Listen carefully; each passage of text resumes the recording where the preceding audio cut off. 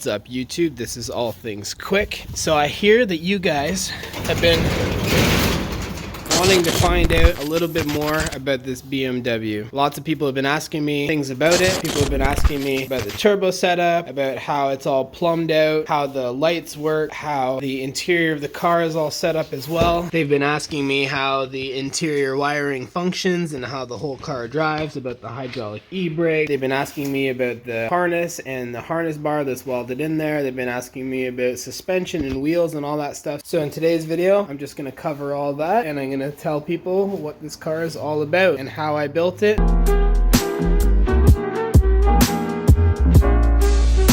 So everybody's actually been asking me how to function this car and how everything works inside. So I'll just give you a quick build breakdown on how this car works and how everything functions in here. So first of all, to start, you need your key. It's not a push ignition. I was gonna do that, but I never ended up doing it. Turn the key on just like normal, but you're not gonna be able to start right away. You have your fuel pump here, you have your fuel injectors right there, and you have your wideband O2 sensor for your air to fuel ratio sensor right there. So you first flip your fuel pump, second your fuel injectors, third you have your AFR gauge, which is right there, and then clutch in, crank her over, and there she goes. Now that's how you start your car. If you ever wanted to turn it off at any point other than turning the key off, that's all it is. Flip these two back on, start the car, and that's how to function that. So your AFRs will start reading as soon as it warms up. So the next thing is right here, you'd have a little light for your boost gauge. It's not a very big light, but it does light up. It's good in the nighttime. This one here works your OBD2 port,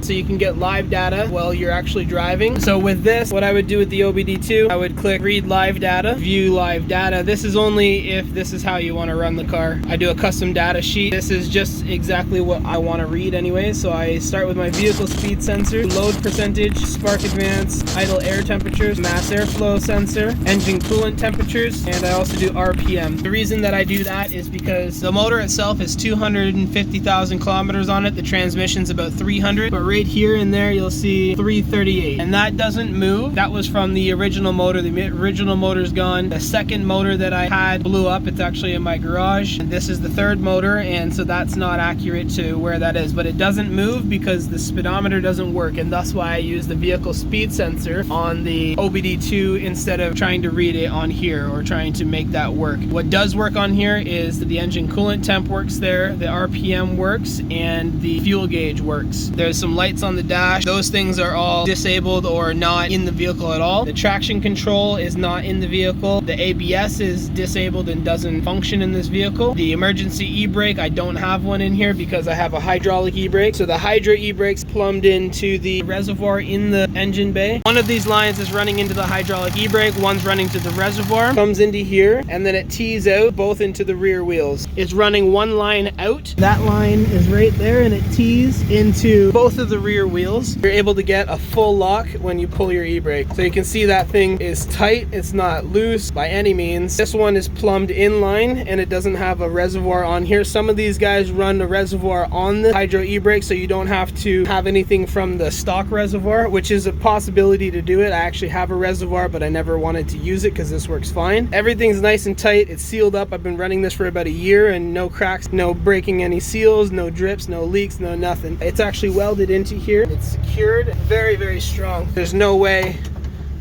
this thing can move anywhere. Got a shift knob here. This is a short shifter. I just put a 22 wrench here. I'll swap it out if you want. Doesn't matter. That's just my own personal preference. I like something that's tall, and that's what I had around at the time. This is the horn.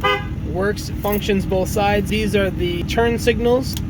That's left, that's right. They stay on until you click it off. Relays associated to both of them, and you can turn the blinkers up or down on these relay switches, so it can be hyper switches or it can be slow like a normal turn signal. So you can see how the turn signals function there. And then these are your lights. Your low beams would be this one, high beams would be this one, and this one is wired in with power. It's just not going to anything because there's nothing else that I needed to run on there, but it's an option for something else. It's available and it's there. So this light here would be the low beams. So that's these lights right here. We turn the center one on. Those ones are the high beams. And so those are the block ones. Those ones are super bright. And the next thing is, because there's no heater core and no AC in here, there's a little window defroster right there. That would be your 12-volt port that you have here, and that's connected into the window defroster. That's only if your windows are actually getting foggy. I had to reroute my windshield washer reservoir inside of the cabin because that's where, in the engine bay, where that thing normally sits is where the turbo goes. I have one wiper on here. I don't have a passenger side one. They both work, but I only have one wiper in here. The washing fluid is a switch here, and then you'd have to press the thing to work. So that's how that functions. It's a very basic setup on the inside of this car. It's a 5-point racing harness. It's a race quip harness. So you put the shoulders over, put the one in this side, put the other in that side, and then you put the lap over, and then you latch it in place. And that's your 5-point harness. This standalone harness was taken from the original harness and just rebuilt. It looks like a mess, but it's actually very organized in a sense of simplicity because everything runs from point A to B, so there's no in between that could potentially go wrong. So when I built this thing, I wanted everything to go from one switch to a device. So I know if there's a problem with something, it's either from here or it's at the other end. It's very simple, it's organized in that kind of way. And so I disabled a lot of things like traction control, ABS, the yaw sensor, position sensors, all those kinds of things that you don't need for the sake of drifting. You're probably wondering about the steering wheel as well. The steering wheel has a hook over here that's welded up to the roof, and it's just tucked underneath the headliner right there. This is what a lot of guys will run for drag cars. This is welded to the steering column. This thing locks into place with that little button right there. So you just put this on, and there you go. She's locked right into place. That's not going nowhere. To release it, super simple. Grab that little lever right there, pop it off, and there you go. Remove it just like that. And when you're done with it, just hang it up on the hanger. As far as the rear of the car, this is a harness bar that's welded into place, welded straight to the chassis and inside of there. This is per regulation though, because it's triangulated in such a way that it would pass tech inspection. The harness itself is wrapped to the bar and it's above your shoulder line, so that's what makes it safe. If it's below your shoulder line, then it can actually compress your back and it can cause you serious injuries. This is a spare tire here. I normally just run it like that because the wheel well's cut out in the back, so I just ratchet strap that thing in there. All of these have been cut just for simplicity of actually having access to things if they malfunction. I had the actuators replaced twice in these things, so I just wanted access instead of taking everything out.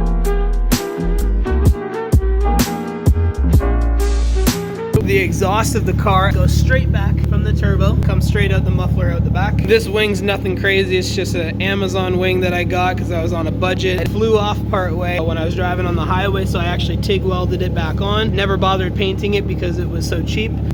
Inside the trunk here, I have the wheel well cut out, and it's just a piece of sheet metal welded in there with some seam sealer along the edges and then just sprayed. You can see underneath it has a cross bracket, so it's never gonna fall through, but it's just a flat piece, saves some space in the back, and I just carry my tools back here. These wheels here are 235/45/17. They're drift tires. These are X5 wheels. Bought them off someone for pretty cheap, and I just kind of cleaned them up a little bit. Same with the front wheels here. The front wheels though, they're 225/45/17, so if one tire blows in the back, that spare tire is too small for the rear, so you'll kind of be lopsided, but enough to get you home. Blows on the front, then you're good to go.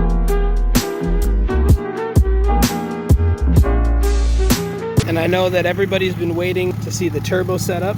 So this hood latch is broken, but it still opens properly.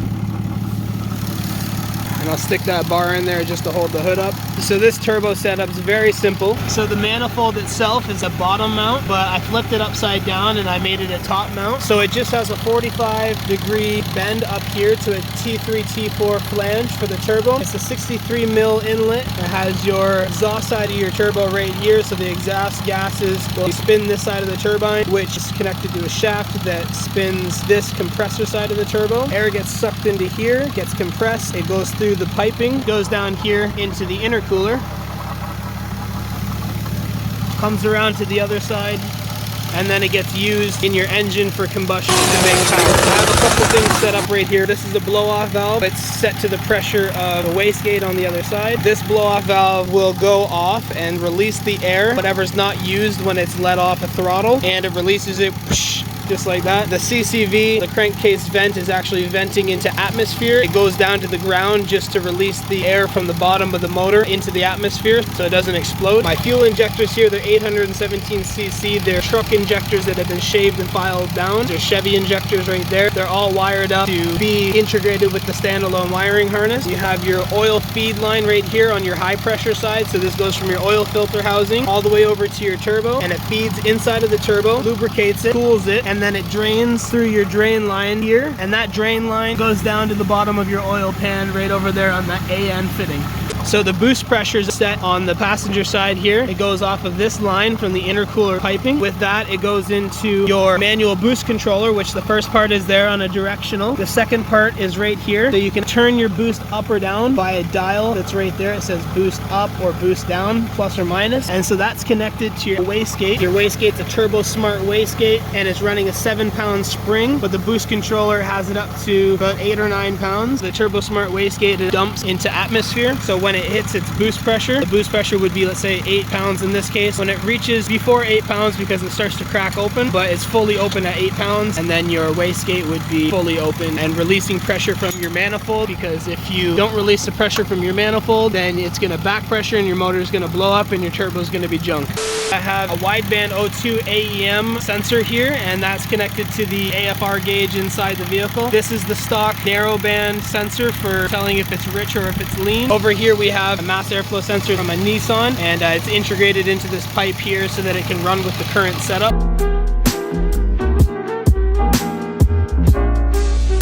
Window switches, all the windows work. Some of them are a little slow. All the windows work. All the doors are sealed up, so there's no holes. There's a little bit of a breeze that comes from the bottom here. I just can't find where exactly it's coming from, but if you're driving into the nice weather, it doesn't matter anyway. Sunroof works properly.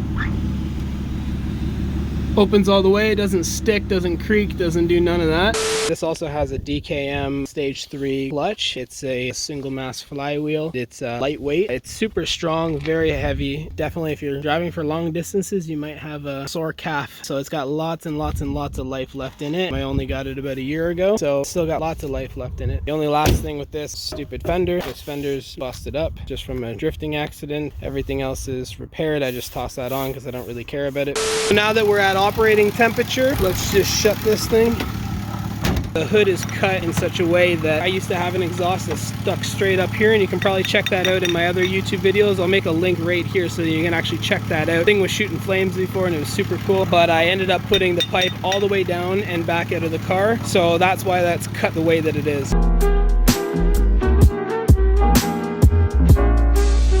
So I also have a fire extinguisher in here. I never needed it. It's just really good practice to have it, just in case anything does happen. Better be safe than sorry. Also, it's not like other people's cars where they put it on the A-pillar over here, and when you're in your harness, you can't actually reach it. This is in a really good spot where it's convenient and you can actually reach the thing if ever you need it. So now that we're at operating temperature, our AFRs are good. We're at about 15 AFR on idle. We're just gonna pull out of here. I'm gonna go do a couple pulls. It's also got a welded diff in this thing.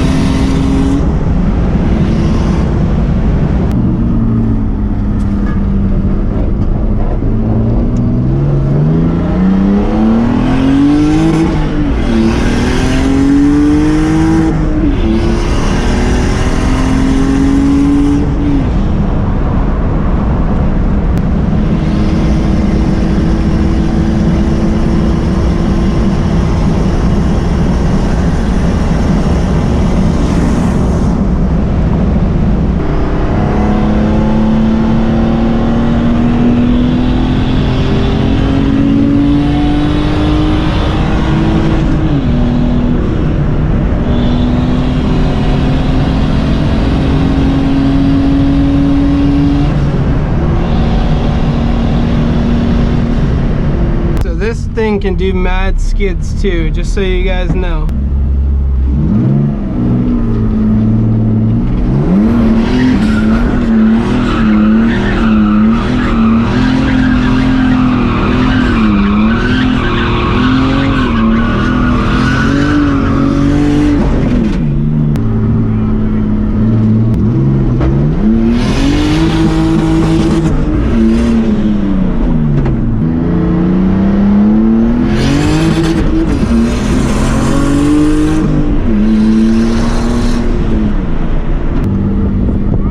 Thanks, man. I just came here to do skids.